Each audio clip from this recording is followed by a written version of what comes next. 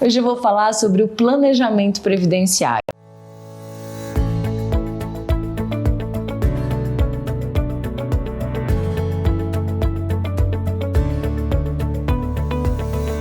Planejamento previdenciário não é só um cálculo para saber o valor da aposentadoria, é muito mais do que isso. É um planejamento futuro da aposentadoria do servidor público ou do empregado público, tanto no regime geral de previdência quanto no regime próprio. Mas por que a gente fala tanto em planejamento previdenciário, principalmente após a reforma da Previdência? Houve muita mudança na legislação, principalmente na legislação estadual.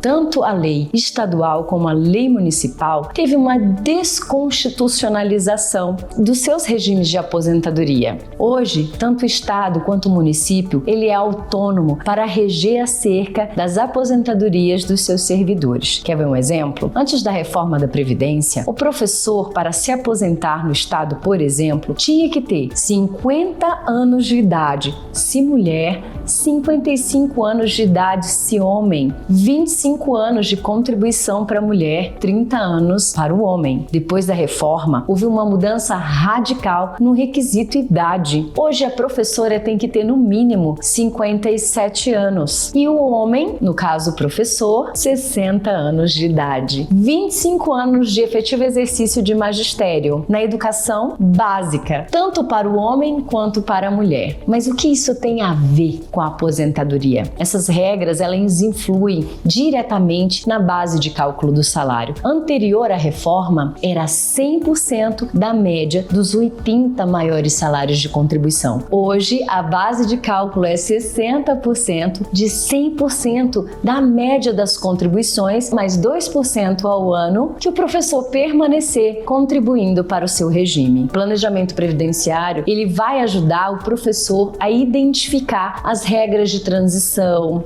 se ele tem direito às regras de pontos, a base de cálculo do salário que vai ser utilizado de acordo com o ano que ele ingressou no serviço público. Também vai identificar se ele tem mais de um vínculo, por exemplo, com o Estado, a forma como ele vai se aposentar no cargo que ele já possui ou no cargo de magistério, se ele está afiliado ao regime geral, qual é a regra de transição que ele pode ter nesse regime, se ele tiver direito a uma segunda aposentadoria no regime geral também, essa somatória da regra de pontos, ou verificar se ele já possui o tempo suficiente para se aposentar. Então, o planejamento previdenciário, ele vai compilar todas as informações do período contributivo daquele servidor público, seja no regime geral, seja no regime próprio de previdência, separar os regimes, identificar as regras de aposentadoria, identificar as regras mais vantajosas de ponto, se aquele professor já atingiu os requisitos, se ele já tem direito adquirido a uma daquelas regras de transição, se, por exemplo, ele já tem direito a incorporar gratificações que ainda não foram incorporadas, por exemplo, quinquênio, sexta parte, GAM, que é a gratificação de atividade de magistério, o ALI, e tantas outras gratificações que nós identificamos quando fazemos o planejamento previdenciário. É muito importante que o servidor tenha essa consciência. Antes de solicitar a aposentadoria no órgão, ele verificar quando ele ingressou no serviço público, se ele já possui idade, se ele já tinha atingido os requisitos anterior à reforma da Previdência, ou se não, qual é a regra que ele vai ser encaixado agora, porque isso influi na base de cálculo do salário. Se ele vai aposentar por paridade, por integralidade ou proporcionalidade. Tudo isso é muito importante antes de solicitar a aposentadoria, porque uma vez aposentado,